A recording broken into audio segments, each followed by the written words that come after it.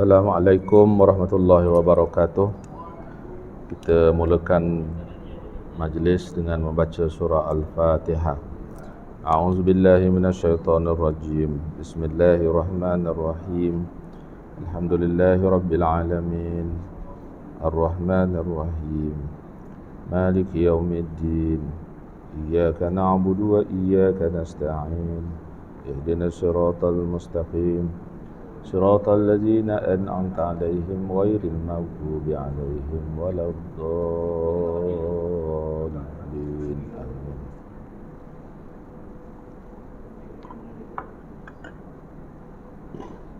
أعوذ بالله السميع العليم من الشيطان الرجيم. بسم الله الرحمن الرحيم. الحمد لله رب العالمين. Wassalatu wassalamu ala ashrafil anbiya wal mursalin wa ala alihi wa sahbihi ajma'in.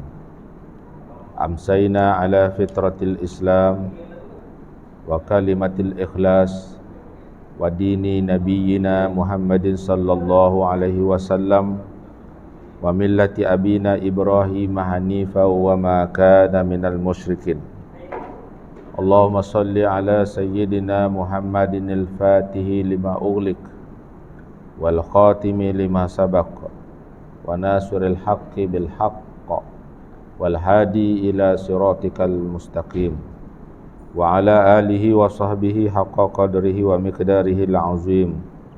Rabbi shrah li sadri wa yassir li amri wahlul 'uqdatam min lisani yafqahu qawli. Rabbi yassir wa la tu'assir. Rabbi tammim bil khairi bi rahmatika ya arhamar rahimin. Subhanallah wa bihamdihi adada khalqihi wa ridha nafsihi wa zinata arshihi wa midada kalimatihi. Yang dihormati lagi dikasihi Tuan Pengerusi, Tuan Imam, Bilal, semua ahli jawatan kuasa surau, hadirin muslimin, para tetamu Allah, mudah-mudahan kita semua sentiasa dalam keberkatan, dalam kerahmatan dan keberkatan daripada Allah Subhanahu wa taala. Insya-Allah. Amin. Allahumma amin. Apa khabar semua malam ni? Alhamdulillah. Pertamanya kita memanjatkan syukurlah kepada Allah Subhanahu wa taala pada malam ni sekali lagi kita dapat berhimpun dalam suatu majlis yang insya-Allah mudah-mudahan perhimpunan ini perhimpunan yang dirahmati Allah Subhanahu wa taala insya-Allah. Pada malam ini kita nak sambung bacaan kitab sirah Nabi sallallahu alaihi wasallam. Nabi sallallahu alaihi wasallam ni sebagai pendidik manusia. Tidak syak lagi bahawa pada diri Nabi sallallahu alaihi wasallam terhimpun segala gambaran yang paling indah dan jelas tentang akidah dan ajaran Islam seluruhnya. Tidak ada satu pun perbuatan Nabi sallallahu alaihi wasallam yang terlepas daripada pimpinan wahyu Allah Subhanahu wa taala. Malah prinsip ini tetap terpakai dalam beberapa insiden yang tampak seperti salah di pihak Nabi sekalipun. Sebagai contoh, kekasaran yang dilakukan oleh Nabi sallallahu alaihi wasallam terhadap seorang sahabat bila ketika baginda Nabi mengatur saf semasa hendak sembahyang berjemaah. Dalam peristiwa tersebut Nabi SAW menolak sahabat tersebut dengan kayu sugi. Sebab sahabat tu terkedepan sedikit safnya daripada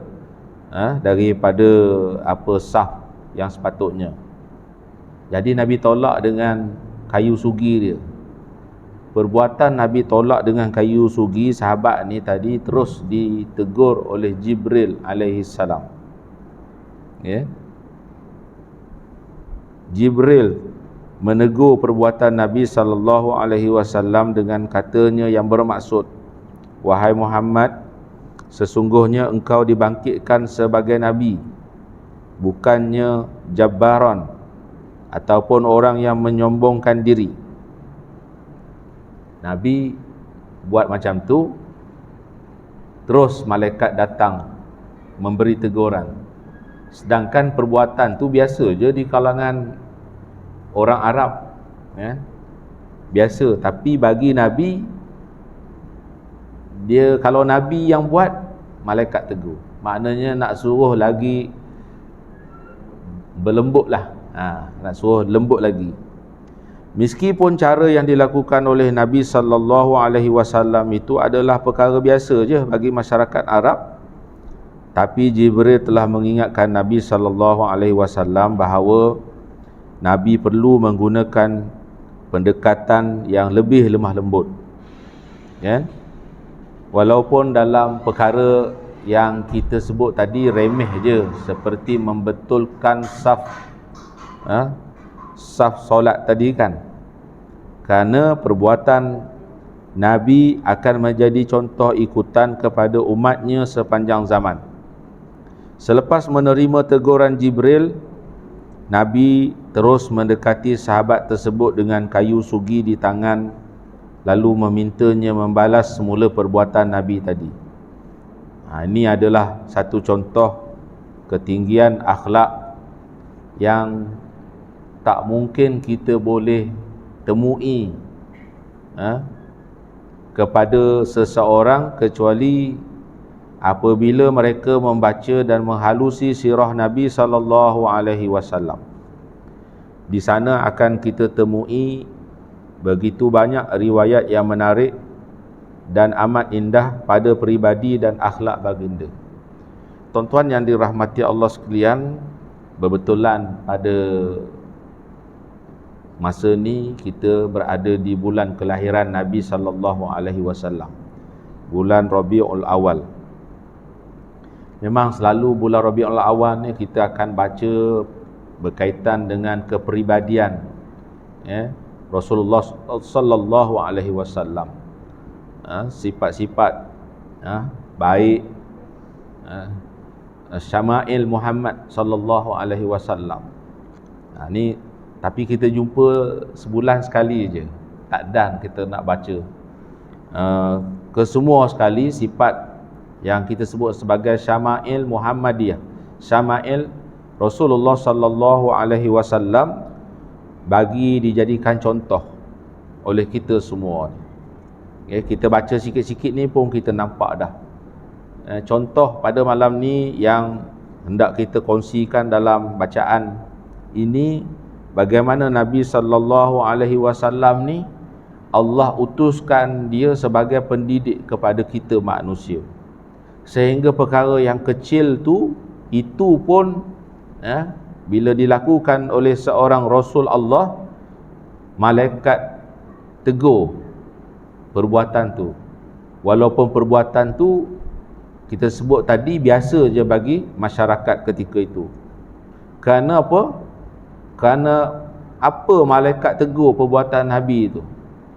Kerana perbuatan Nabi ni akan dijadikan contoh, kan? Contoh tadi Nabi tegur dengan kayu sugi.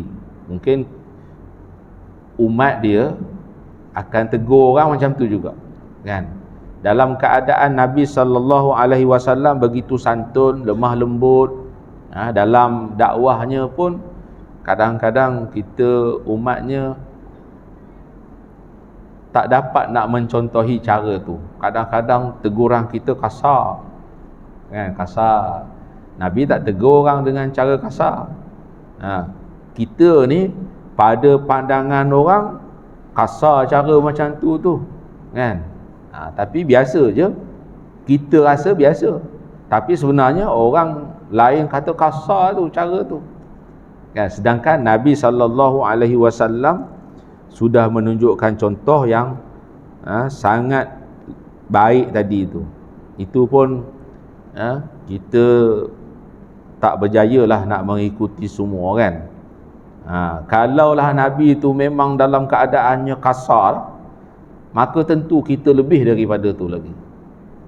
Tu cerita bila kita baca sirah ni, kan, tuan-tuan. Mudah-mudahan kalau sekiranya misalnya kalau kita menilik kepada diri kita sendirilah dalam kita menyampaikan nasihat kepada orang lain, teguran kepada orang lain. Mungkin kita tak apa pergi keluar sangat, tapi dalam konteks contohnya kita ada tanggungan, ada anak, kita ada isteri, kan. Kadang-kadang teguran kita sebagai bapa kepada anak kadang-kadang kasar. Anak salah sikit ataupun salah secara tak disengaja, pulas telinga terus, kan, kasarlah tu. Patutnya kena tanya dulu, kan, abang kenapa abang buat macam ni, abang tahu tak buat macam ni tak betul ni, kena tanya dulu, kan. Entah-entah dia kata, mana abang tahu, abang ingatkan boleh sebab abang tengok orang lain buat ramai je, contoh, tapi dia dah kena pulas telinga tadi kat situ, kan. Tak apa, dia kata, nanti abang besar abang pulas telinga abah pula, kan. Sekarang ni adik kecil lagi, abang kecil lagi, tak apa, abang nak pulas telinga abang pun tak apa, kan. Tapi dia ada dendam, tuan-tuan, kan. Dia ada dendam sebab cara tu tak betul.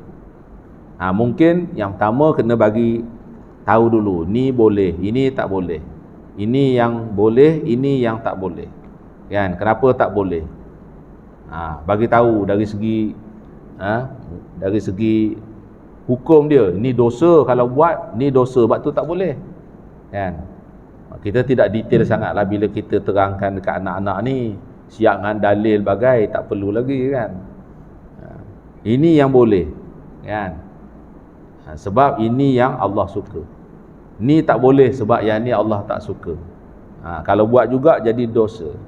Mungkin sekali dua, kalau kita bagi tahu sekali dia boleh dengar, tu baguslah, kan. Tapi kalau dia tak boleh, dia tak mampu nak mengingat nasihat yang baik ini tadi pun, kena bagi tahu sekali lagi. Boleh jadi hak yang dia buat tu dia tak ingat, perbuatan tu salah ke, kan, dia tak ingat, bagi nasihat lagi. Mungkin kali kedua pun dia buat lagi, tak, bagi lagi nasihat.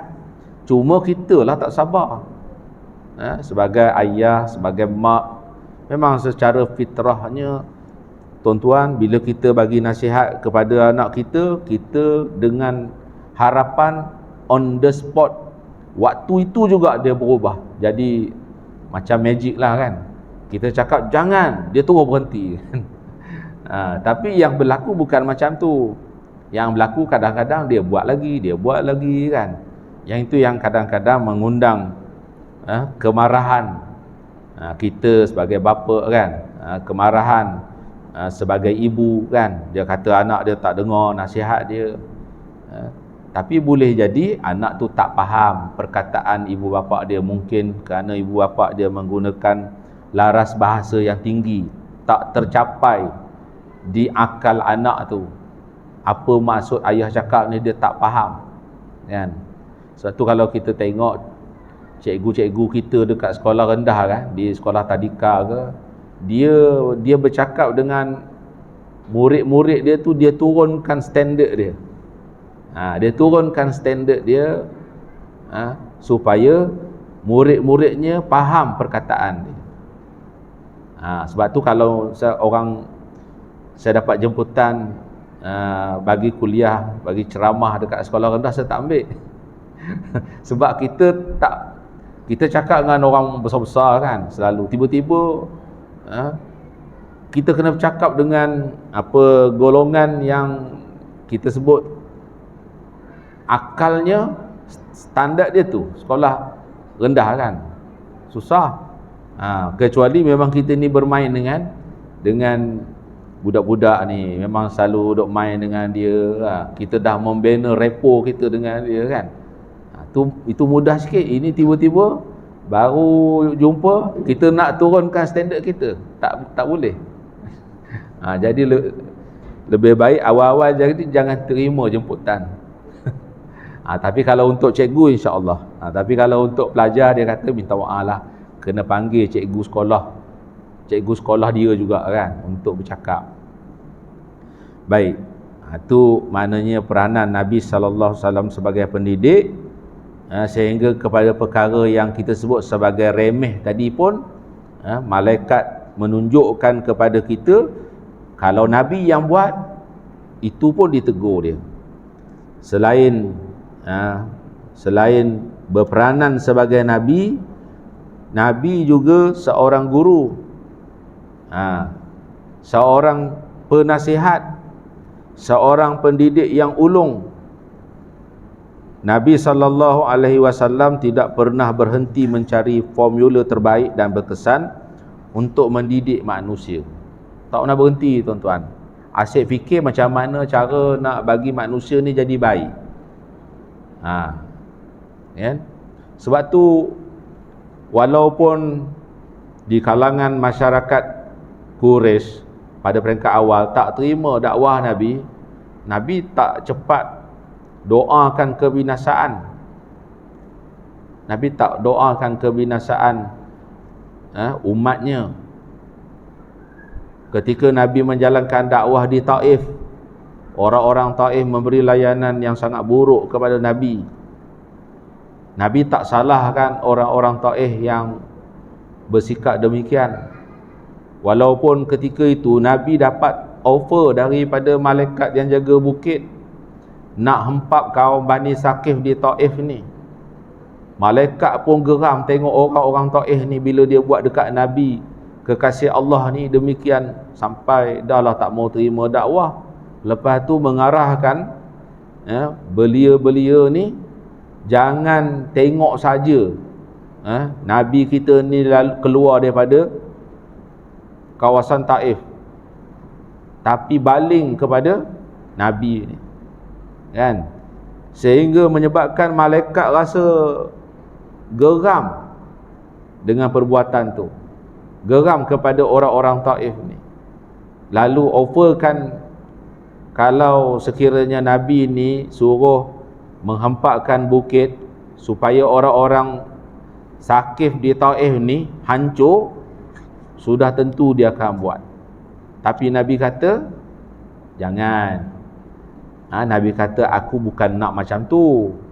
Bila dia orang tak dengar, hancurkan dia, tidak, kan? Nabi tak nak macam tu. Nabi doa mudah-mudahan akan ada daripada sulbi-sulbi mereka yang nantinya akan beriman kepada Allah Subhanahu wa taala. Okey?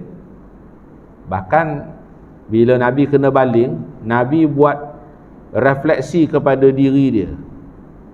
Kenapa ya? Orang tak faham ke dakwah saya, kan? Kan macam itulah maksud dia. Orang tak faham ke perkataan Nabi ni sehingga orang tak mau terima? Satu. Yang kedua, adakah Nabi buat dosa dengan Allah? Nabi dia duk fikir adakah dia buat dosa sehingga bila dia berdakwah ni orang tak mau dengar, orang tak mau terima, kan? Kita tak fikir kita buat dosa, kan?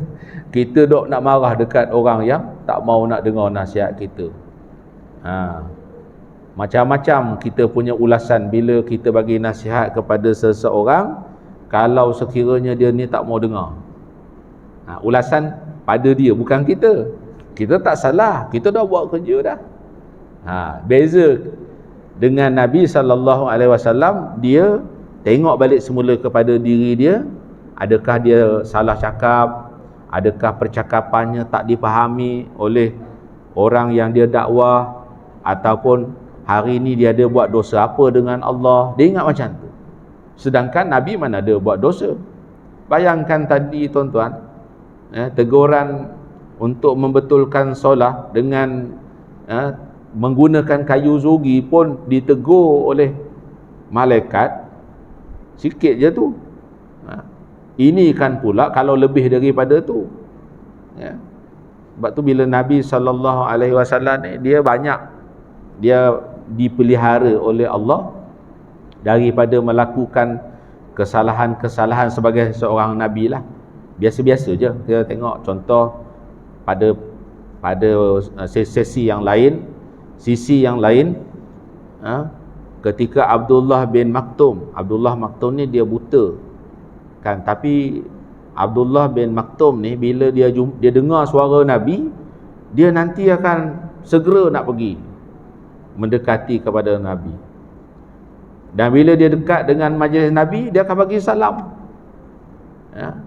Satu ketika bila dia bagi salam, Nabi tak tengok ke dia. Ya, sebab masa tu Nabi tengah nak close pembesar-pembesar daripada kalangan musyrikin ini. Tengah cerita bab Islam ni, tiba-tiba Abdullah datang bagi salam. Kan? Nabi tak tengok ke dia. Kalau nak kira tuan-tuan, Abdullah bin Maktum ni buta. Dia mana nampak Nabi tak tengok ke dia pun. Kan? Orang buta datang kat kita, dia bagi salam, Assalamualaikum Haji. Kita tak tengok dia. Bukannya dia tahu kita tak tengok dia, sebab dia buta. Tapi tuan-tuan, perbuatan Nabi SAW itu ditegur. Malaikat tegur. Adakah bila datang seorang yang buta kepada kamu, abasa wa tawalla an ja'ahul a'ma, kan? Ayat surah dalam surah Abasa itu. Allah tegur. Bila sahabat kamu yang buta datang, kenapa kamu berpaling, tak tengok ke dia? Kenapa kamu bermasam muka? Lah, orang buta mana nampak kita masam muka dengan dia? Kalau kita senyum kat dia pun dia tak tahu kita sedang senyum, kan? Kita masam ke, kita senyum ke orang buta sama je. Dia tak tahu kita tengah senyum ke, kita tengah masam. Tapi Nabi SAW ditegur oleh malaikat. Kenapa abasa kamu bermasam muka? Abasa wa tawalla, kenapa kamu berpaling bila orang buta datang pada kamu? Selepas peristiwa itu, tuan-tuan, jauh lagi bila Nabi nampak Abdullah bin Maktum, Nabi bangkit, Nabi bangun. Sehingga sahabat-sahabat pula pelik. Apa yang istimewa sangat kepada Abdullah bin Maktum ni? Kan, jauh lagi Abdullah bin Maktum, tapi kalau Nabi dah nampak Ibn Maktum ni, Nabi akan bangkit, Nabi akan berdiri meraihkan kedatangan Abdullah bin Maktum. Sehingga sahabat-sahabat Nabi yang lain tanya kepada Rasulullah, ya Rasul, apa sebab ni? Nabi kata kerana Abdullah bin Maktum ini Nabi telah ditegur, kan? Kerana Abdullah bin Maktum datang dalam majlis Nabi, Nabi tak tengok ke Abdullah bin Maktum, Nabi tak senyum kepada Abdullah bin Maktum. Allah tegur perbuatan Nabi. Kerana Abdullah bin Maktum ni, Nabi ditegur, Nabi memuliakan Abdullah bin Maktum ni, tuan-tuan. Sedikit je kita biasa, tuan-tuan, tak senyum dengan orang tengok kita pun ramai, kan? Bukan kata orang tu buta main tengok kita, datang kat kita, kita tak senyum kat dia. Hak yang elok kita ada mata ni, yang dia ni ada mata, nengok kita macam mana, kan? Sehingga kadang-kadang dia tersinggung hati dia, tersentuh hati dia. Allah, kita senyum kat dia, dia tak balas senyum kita. Yang tu pun berlambak dah. Apatah lagi kalau dengan orang-orang miskin macam saya, muka saya kan masam contoh, kan? Saya dah senyum dah, orang kata masam juga lagi. Itulah dia, setengah orang ni nampak muka dia manis aja, kan? Dia senyum lagi manis. Macam saya ni dah senyum pun masam lagi, tak tahu. Dah senyum pun, tuan-tuan, tapi orang kata masam lagi, kan? Itu makna kelebihan yang berbezalah antara kita dengan yang lain ni. Kita dah senyum dah, dia kata, oh, masam je ustaz ni. Wah, kita senyum dah kat dia. Tak tahulah, senyum pun tak manis lagi tu. Kalau tak senyum ni lagi teruk lah, kan? Baik, seterusnya, ta'lim ataupun mengajar manusia ilmu, sama ada di sekolah ataupun kuliah di masjid dan sebagainya, adalah kerja mudah. Macam saya duk baca kitab ni dengan tuan-tuan ni, kata pengarang kitab ni mudah je. Takat cikgu mengajar kat sekolah ni, dia kata tu kerja senang, ya. Habis mengajar balik, kan? Macam saya pun samalah, habis kan masuk isyak berhenti, lepas tu balik. Tu senang, ya. Tapi Nabi ni dia lain. Nabi ni dia lain, dia bukan setakat menerangkan tentang Islam, ya. A to Z lah, bukan setakat ajar je lepas tu pandai-pandai kau lah kan. Dah. Nabi ni A to Z lah. Dia terang dah hak yang ni, perkara basic, perkara asas ni, kemudian lanjutan sehingga akhirnya sahabat-sahabat ni beramal dengan apa yang telah diajarkan oleh Nabi sallallahu alaihi wasallam. Bukan sekadar tahu. Kita ni insya-Allah tahu ni, insya-Allah. Pasal kita ni ngaji ni, tuan-tuan, daripada kecil lagi. Insya-Allah maklumat banyak. Kadang-kadang pengkuliah yang datang ni, semua kita tahu dah dia nak cakap. Bahkan ada setengah jemaah ni, tuan-tuan, dia boleh sebut. Dia tahu dah ustaz nak cakap apa lepas ni. Sebab dia dah selalu ikut kuliah tu, dia boleh sebut macam tu. Dia kata dia dah tahu dah ustaz nak sebut apa malam ni. Start tu dia dah tahu dah lepas ni akan perkataan apa keluar kan. Dia sampai boleh cam macam tu. Sungguh. Tunggu. Dia kata lepas ni ustaz akan cakap macam ni. Kebetulan betul ustaz tu cakap macam yang dia agak-agak kan. Betul, dia dah tahu dah. Saya di satu program kursus haji di Sempang Pertang, tuan-tuan. Ada jemaah tu dah kali yang ke-9 mengikuti kuliah kan. Kursus haji ni. Alim dia. Tapi tak dapat lagi tawaran. Masa tu lah sebelum PKP dah cerita ni. Wallah alam lah sekarang dia dah dapat pergi haji ke. Wallah alam lah tak dengar cerita. Jadi dia cakap kerana dah terlampau selalu pergi kuliah kursus haji ni, dia boleh tahu dah. Dia kata saya tahu dah hari ni belajar apa. Dia dah tahu dah ustaz akan cakap apa. Sebab dia kata dia ni dah 9 kali mengikuti kursus haji, cuma tak dapat panggilan je lagi. Tapi setiap kali ada kursus haji, dia tak pernah miss, tuan-tuan. Ni satu orang hamba Allah dekat Sempang Pertang. Masa tu saya sedang kuliah di Masjid Sempang Pertang lah, kursus haji ni. Dia cakap macam tu. Tu saya kata handal, mana kalau ustaz tak boleh datang, dia boleh ganti kursus haji. Maksud dia boleh bagi tahu cerita berkaitan dengan manasik haji tu kepada orang-orang yang datang ni. Sampai macam tu lah. Baik. Jadi kalau dia sebut dalam kitab ni tadi, kalau mengajar di masjid itu senang. Cikgu-cikgu mengajar di sekolah itu senang. Tetapi sirah Nabi sallallahu alaihi wasallam ini, dia menunjukkan bahawa tugas setiap Muslim bukanlah sekadar menyampaikan ataupun mengajar je. Bukan setakat tu. Macam kita lah, kita sebagai ketua keluarga kan, kita bukan setakat bagi tahu ke anak kita ilmu ni macam ni macam ni. Bukan setakat tu je. Kita nak kalau boleh anak kita dia buat apa yang kita ajar. Kalau dia tak buat, kita akan cari jalan. Nasihat yang macam mana kita nak cakap pada anak kita ni supaya akhirnya dia boleh buat. Kita bukan nak dia boleh buat saja. Kita harap anak kita ni nanti dia akan menguasai kemahiran tertentu. Bukan setakat dia boleh buat, dia boleh menguasai kemahiran tu, menguasai skill tertentu. Sebab nanti dia boleh gunakan kemahiran itu untuk survive hidup dia kan. Boleh jana pendapatan daripada kemahiran itu. Maksud dia macam itulah kan. Bukan kita cakap awak nak buat, tak nak buat lantak dengan awak lah, bukan. Itu bukan. Kita ni ibu bapa dikatakan memberi nasihat yang paling ikhlas. Selagi anak ni tidak seperti yang kita nak, dia jadi macam mana, selagi itulah kita ni tak berhenti-henti memberi nasihat, walaupun kita tak dapat upah dia.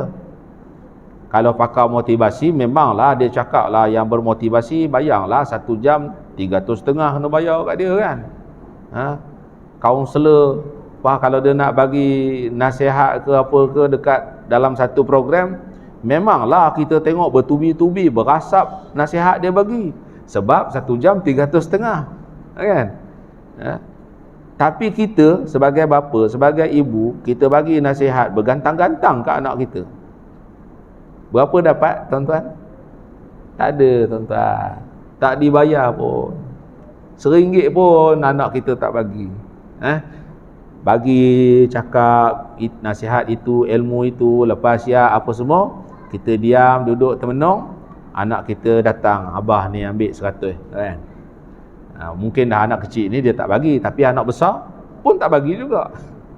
Dia datang dekat abah dia, abah ada duit tak? Dia pula nak ngecek duit abah dia. Abah dia dah pencen dah. Dia nak ngecek duit abah dia. Abah ada duit tak? Minta sikit kan. Ingatkan nak bagi ni abah, tadi abah bagi nasihat banyak ni, tapi saya boleh bayar setikat ni je abah, 100 je saya bagi. Kalau boleh bagi macam tu pun seronok dah kan. Kita pun cakap tak payahlah, awak je lah guna kan duit tu. Bukanlah maksud abah, maksud mak ni bila bagi nasihat awak semua kena bayar. Cukup dah bagi kita. Kalau sekiranya selepas kita bagi nasihat kepada anak-anak kita, dia ikut nasihat tu. Dia ikut nasihat tu. Dia ucap terima kasih abah tak berhenti-henti bagi nasihat kat saya. Itu pun seronok sangat dah kita kan, sebagai seorang ayah ataupun seorang mak. Kalau anak ni boleh bagi duit lah, lagilah seronok kan. Terima kasih. Walha tak payah pun terima kasih kan. Kalau kita sebagai bapa ni nak ambil duit anak kita pun tak bagi tahu, tak berdosa. Sebab harta anak adalah harta bapa juga, harta ibu bapa dia juga. Dia boleh ambil walaupun tak bagi tahu. Dia diam tengok dalam envelope tu ada tengok dalam wallet anak tu ada 500, ambil RM50. Dia diam je kan. Tak bagi tahu. Dosa tak? Tak berdosa. Tapi seeloknya bagi tahulah, ni abah nak ambil duit ni, tengok nampak ada duit lebih tu kan, ambil sikit kan, bagi tahu. Anak kata bolehlah abah nak ambil lah kan. Itu lebih baik lah. Tapi kalau tak bagi tahu pun tak apa. Tapi anak tak boleh. Anak tengok dalam wallet ayah ni tebal ni, ambil sikit, dia diam ambil kan, tak bagi tahu pun tak boleh. Tak boleh. Dia kena bagi tahu, abah nak duit sikit boleh tak? Kalau abah dia izin baru boleh. Kalau abah dia tak izin tak boleh. Dia beza. Beza. Maknanya ayah mak ni power dia lebih berbanding dengan anak ni tadi. Baik. Maknanya okey. Jadi Nabi kata bukan setakat menyampaikan ataupun mengajar saja, tetapi lebih penting ialah mendidik, mengasuh, membimbing. Mengasuh, mendidik, membimbing ni banyak lagi lah. Sebab tu yang kadang-kadang anak-anak benci dengan mak ayah ni, sebab dia lebih kan. Kalau setakat cakap bla bla bla bla bla, lepas tu dia tinggalkan anak dia okey. Tapi kalau dia dah cakap, lepas tu dia cakap lagi, lepas tu dia nasihat lagi, lepas tu dia tanya lagi kan. Anak ni dia jadi boring kan, jadi tak suka dia. Sebenarnya itu yang baik. Sebenarnya itu yang baik. Macam kita lah, gerak anak bangkit tidur, bangkit. Kita dah gerak, dia tak bangkit, dia bangkit ke dia tak bangkit ke, lantak dia kan. Tapi kebanyakannya memang tak bangkit. Memang tak bangkit. Terutamanya subuh kan, bangkit subuh, lepas tu kita tinggal. Kita balik memang duduk terbuntang kat situ lagi lah. Tak bangkit pun. Dia kena bangkit, lepas tu nanti gerak lagi, bangkit. Tadi abah dah gerak, saja bangkit tidak, bangkit. Marah sikit kan. Barulah dia pun terhege-hege nak bangkit kan. Tapi tak bergerak lagi, baru bangkit duduk lagi. Kena tunggu lagi tuan-tuan kan. Kalau tak tunggu, dia terbaring balik semula. Walaupun tadi dah duduk. Tengok tak bergerak lagi, tarik dia kan. Tu baru. Tapi anak tak sukalah kan. Anak tak sukalah. Dia tunjuklah dia tak suka tu, dia tutup pintu bilik air kuat kan. Tu kita faham tu, dia tak suka tu. Lepas tu kita bunyi lagi.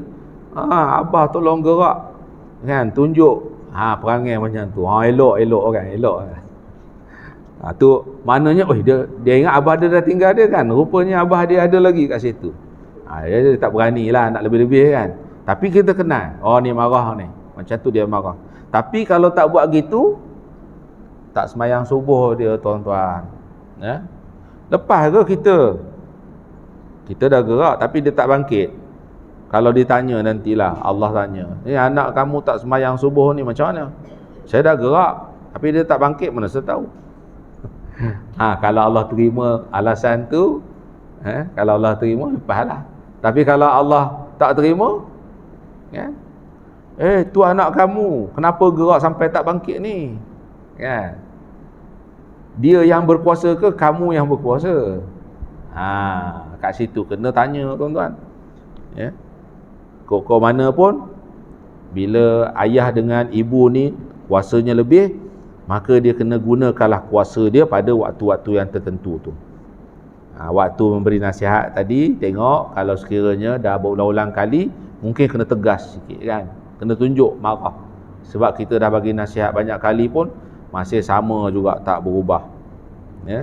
Tapi anak marahlah, kan. Tu yang kadang-kadang anak lari, ibu bapa pun kena takut anak dia lari, dah dia pun diam, kan. Sampai last kali anak dia boleh sukat, ayah saya dah tahu dah, kalau dia marah-marah saya lari, saya tak balik rumah 2-3 hari. Lepas tu dia okey, kan. Dia tak marah dah lah, dia tahu dah. Tak tetap pendirian tu. Kita kena bagi tahu dekat anak, marah ni bukan marah saja-saja, marah ada sebab. Kalau dia okey, dia baik, takkan mak ayah nak marah, kan. Macam tu lah. Tapi anak tu dia tak faham. Bila mak ayah dia duk marah, banyak duduk nasihat tak berhenti ni, dia kata mak ni pok-pek tak berhenti, beletir tak habis-habis, kan. Dia marah balik semula. Sedangkan kalau kita dengar balik semula, yang mak letih, yang ayah nasihat tak berhenti tadi tu, semua untuk kebaikan dia. Tapi sebab masa tu dia tak faham dengan nasihat tu. Bila baru dia faham, tuan-tuan? Bila dia kahwin. Dia ingat balik semula. Dulu mak dia tak berhenti-henti nasihat ni. Asal celek mata mestilah pok-pek, kan. Kalau tak dengar pok-pek tu, confirm tidur. Mesti tidur. Tapi kalau celek mata mesti dengar lah. Tak berhenti nasihatnya. Masa dah kahwin, baru dia ingat balik semula. Terdengar-dengar nasihat mak dia dekat telinga dia. Terdengar-dengar perkataan ayahnya di telinga dia, kan? Banyak kita macam tu dulu, yang masa kecil, kan. Mak lah paling banyak sekali, tak berhenti-henti. Masa tu panas juga, masa tu dah macam tak boleh terima. Tapi bila dah berkeluarga, ada anak sendiri, teringat balik, inilah dulu yang mak ni tak berhenti nasihat, yang mak ni selalu bising kita dulu, kan. Pukul 6 ni duduk kat padang lagi, tak balik rumah, sedangkan waktu tu nak ngaji, kan. Main kita pula bila ada anak kita pukul 6 pun tak balik lagi, kita pun dah mula dah, kan. Kita pun mula dah nak bising, kan. Baik, jadi tu Nabi, kan, dia kata bukan setakat mengajar, tetapi lebih lagi daripada tu ialah untuk mentarbiah, mendidik, mengasuh, membimbing. Hakikat bahawa manusia yang akan dididik itu macam-macam perangai dia, macam-macam perangai. Bukan ada yang kita bagi nasihat, lepas kita bagi nasihat dia cakap terima kasih ya Tuan Haji, sebab Tuan Haji perasan saya ni begini. Tapi yang ramai, tuan-tuan, marah, kan. Engkau ni busy body lah, kau nak jadi orang baik, kau buat je lah. Dia marah kita, kan. Jangan pedulikan kita, kubur kan lain-lain. Dah sebut situ pula dah, kan. Kubur kan lain-lain. Tu kan kalau kita jawab lagi jadi panas lagi, kan. Memanglah kubur kita lain. Kalau kubur kita sama, senang. Kan? Malaikat soal tak boleh jawab, tanya pengurusi, macam mana nak jawab ni? Pengurusi tak boleh jawab, tanya bendahari, macam mana bendahari nak jawab ni? Kalau ramai kan, kalau sama. Tapi sebab kubur tak sama ni, itu yang kita pesan awal-awal ni. Supaya nanti bila disoal oleh malaikat mungkar nangkir, kita boleh jawab semua sekali. Baik, tugas mengasuh memerlukan waktu yang panjang. Itu kita sebut tadi, mungkin beberapa waktu lah, mungkin beberapa kali. Tak boleh kita, memang hasrat kita bagi nasihat ni, cakap terus dia dengar, itu kita punya kehendak. Tapi yang berlaku kadang-kadang kena cakap lagi, kena cakap lagi, kena cakap lagi. Itu anak kita, tuan-tuan. Ni yang lain betul daripada keluarga kita, lagilah. Lagilah kan. Inilah orang-orang yang akan dihadapi oleh Rasulullah sallallahu alaihi wasallam yang menentang dakwah Islam. Kita ni duduk cakap bab gini ni kerana tuan-tuan pun Islam, senang sikit. Kan? Bukan bercakap dengan orang bukan Islam. Kalau dia kata, ustaz, pergi kat situ tu orang belum Islam saja, ustaz cakap macam ni. Masa tu baru kita tahu kan. Susah, susah kan nak cakap dengan orang bukan Islam. Ni kita buat program dengan orang asli dekat Songgala ni ya tuan-tuan. Saya bawa beberapa orang pelajar, dia ambil subjek komunikasi dalam Islam. Kita cakap dalam program ni, pelajar cuba close, cuba cakap dengan orang bukan Islam ni tentang Islam. Mana dia kena praktikkan komunikasi, ilmu komunikasi tu. Kita pergi, tak banyak perkataan yang keluar daripada, dia nak cakap tapi nak cakap tak mau cakap, nak cakap tak mau cakap, lala tak payah cakap lah. Habis yang dia cakap, tanya khabar je, gitu je kan. Tak boleh nak cerita, saya nak ajak masuk Islam ni macam mana, apa pandangan dia, tak boleh, tak keluar perkataan tu kan. Macam sama-sama kita ni senang sebab kita orang Islam. Satu, yang kedua, ilmu tuan-tuan pun banyak kan. Yalah, daripada dulu lagi kita dah belajar apa semua. Yang ni mengulang-ulang je. Nak bagi apa, ada energi dalam ilmu ni tadi supaya sampai kepada makam beramal. Bukan tak tahu, dah tahu dah. Cuma kita ni datang dengar lagi supaya ada energi pada kita semua, sampai boleh buat praktikal pula kan apa yang kita tahu ni. Baik. Jadi kita ni, Nabi ni nak pergi dakwah ni kepada orang kafir. Nak pergi jumpa Abu Jahal, Abu Lahab kan. Abu Sufyan masa tu tak Islam lagi. Umayyah Al-Khalaf, Al-Walid Al-Mughirah, orang kafir. Nak cerita tentang Islam, ajak orang-orang kafir ni untuk masuk Islam. Tentulah cabarannya besar, bukan setakat nak cerita Islam sahaja, lebih lagi lah daripada tu. Jadi itu dia kata tadi, berhadapan dengan karenah yang pelbagai dalam menjalankan tugas dakwah ni. Kemudian masanya panjang. Nabi berdakwah 13 tahun dekat Mekah, tak sampai berapa ratus orang yang beriman. Tak sampai 200 lebih orang yang beriman. 13 tahun dakwah di Mekah. Dakwah di Mekah ni maksud dia dakwah pada saudara mara, dakwah pada orang kampung, dakwah kepada keluarga terdekat, dakwah pada kawan-kawan. Tapi sambutannya sangat-sangat tidak memperangsangkan. Selama 13 tahun lebih kurang 200 lebih saja orang yang beriman. Lepas tu Nabi dakwah sambung lagi 10 tahun di Madinah. 10 tahun di Madinah ni dakwah dengan orang lain betul. Aus dan Khazraj berdakwah kepada orang Yahudi kan. Tapi alhamdulillah kecemerlangan, kegemilangan Islam itu terserlah dekat Madinah masa Nabi berdakwah di Madinah.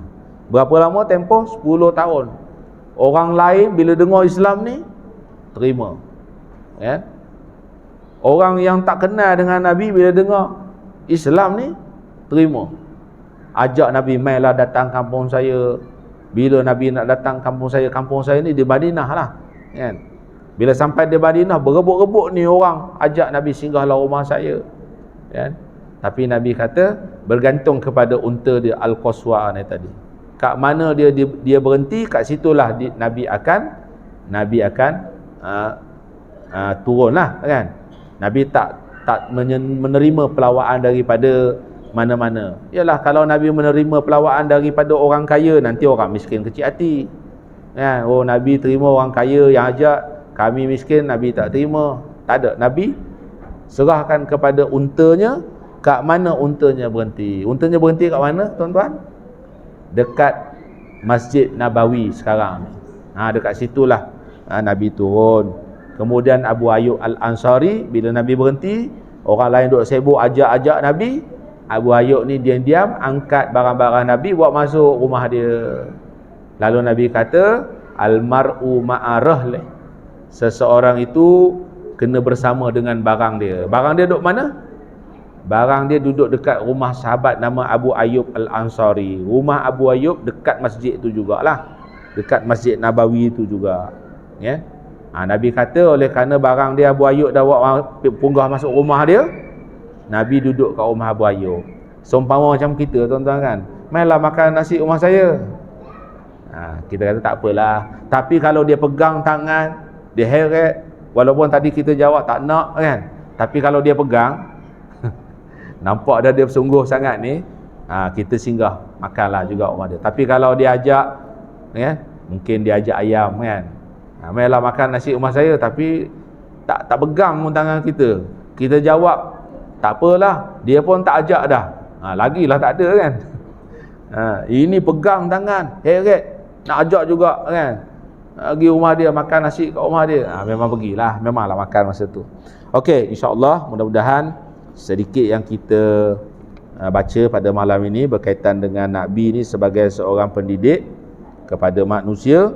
Kita sambunglah lagi pada pertemuan yang akan datang.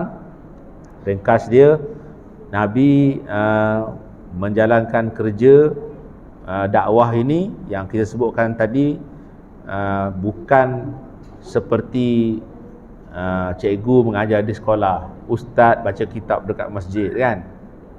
Tu senang kata pengarang kitab ni. Tapi tugas dakwah ni dia menuntut kepada lebih lagi daripada tu. Membimbing, mendidik, mentarbiyah, terpaksa berhadapan dengan karenah manusia yang bermacam-macam. Bukan semuanya boleh menerima nasihat tu dengan cara baik. Kadang-kadang dia marah balik semula. Kemudian memerlukan masa yang panjang. Untuk menyampaikan dakwah ini. Wallahu alam. Sekadar itu sekian. Assalamualaikum warahmatullahi wabarakatuh. Bismillahirrahmanirrahim. Alhamdulillahirabbil alamin wassalatu wassalamu ala asyrafil anbiya'i wal mursalin wa ala alihi wa sahbihi ajmain. Rabbi zidna ilman warzuqna fahman bi rahmatika ya arhamar rahimin. Walhamdulillahirabbil alamin. Taqabbalallahu minkum minna wa minkum taqabbal ya karim.